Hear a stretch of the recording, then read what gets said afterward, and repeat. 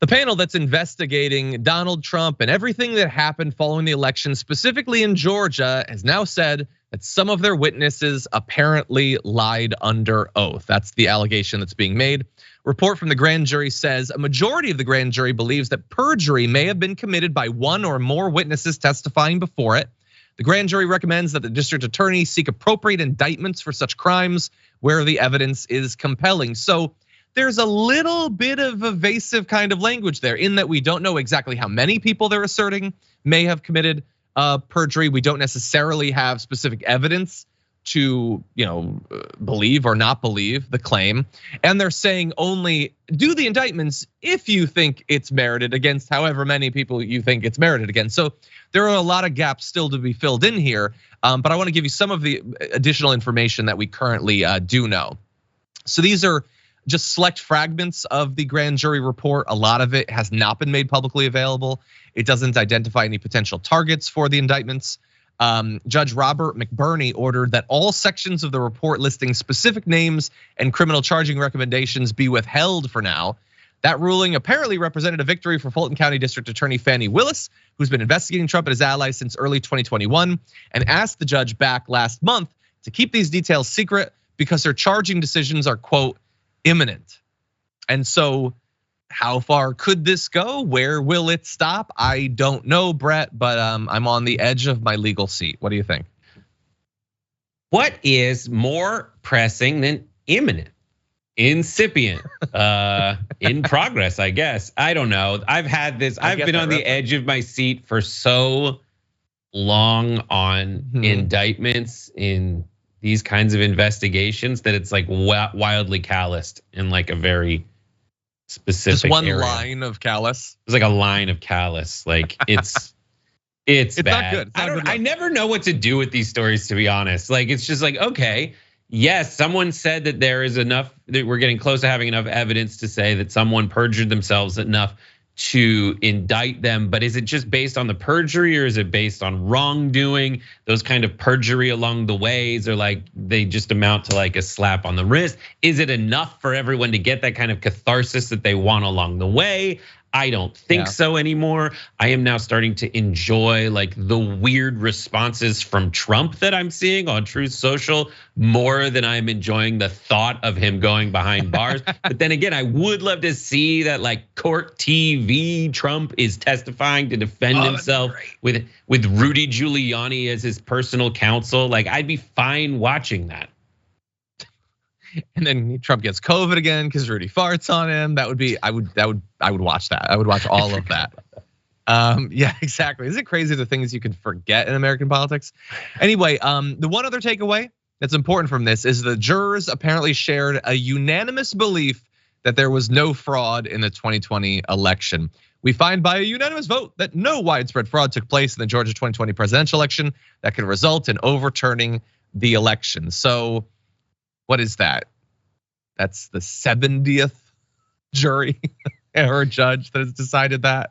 I don't know. At some point, maybe we'll reach a critical mass. I don't know. Anyway, since you said there was a different part of this story that you find more compelling, we're going to transition to that now. One might think that the grand jury in Georgia investigating Trump's claims about voter fraud and his attempt to overturn it there, coming out that there was both no fraud and that some of his witnesses, or the witnesses they called, lied, would be bad news for the former president. But he is an eternal optimist, and he greeted this news as a great victory for him on Truth Social. So I just want to read a couple of his bleats declaring victory.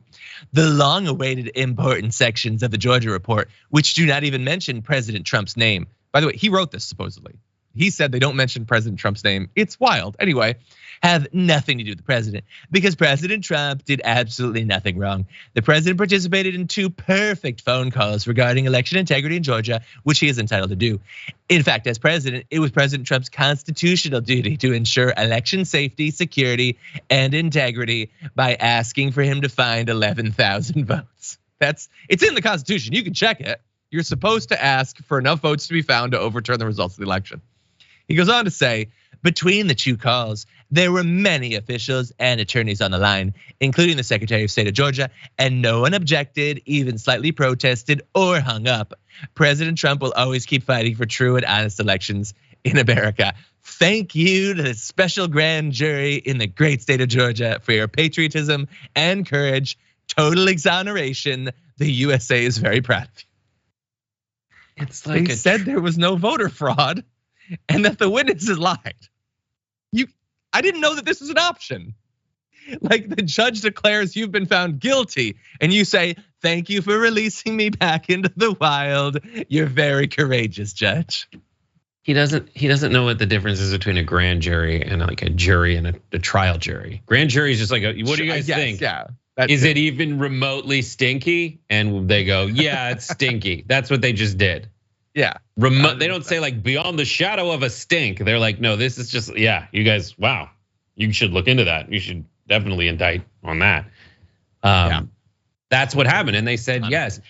And like the wording of this is so weird. Like it didn't pass the Turing test for me, right? I think like it's not even Bing chatbot actually that wrote that. Yeah, it's like it's like when you do a karaoke song and it doesn't say like by the Rolling Stones, it says like in the style of the Rolling Stones. Yeah. You're like, I don't get it. It's like a tribute band and not like the band itself, where they're like, all right, so this is a lawyer writing this, but we have to like pepper in the hits. Yeah. Like, oh, we'll say the words perfect phone calls all the time. Over and over. He loves his catchphrases. It's so dumb. And like when you're a Trump stan on Truth Social and you read this, what do you think?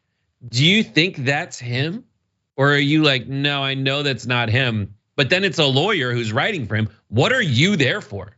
Are you there for him talking to you? You should be. Or are you there for his lawyer kind of doing an impression? Yeah. This is like those guys in Iraq who kind of look like Saddam Hussein and like walked around and were like, hey, I'm a body double. Like that's what it is. They have, but it has to be him, unless it was a lawyer who knows that they're supposed to throw in things like 100% exonerated. I think it is. I do think it is. And then the question, I mean, I have no doubt it is. And then the question is like, what else is he doing? I don't What's he too busy with?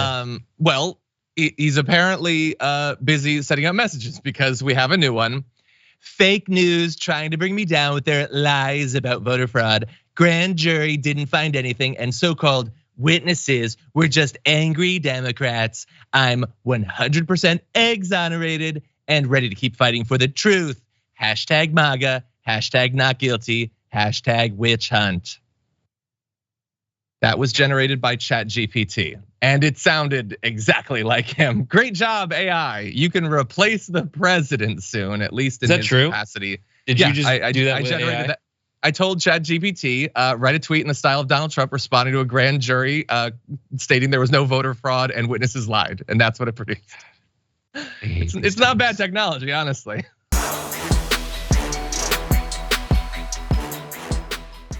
Check out the Damage Report podcast each day, wherever you get your podcasts, whether Pocket Casts or Stitcher or iTunes.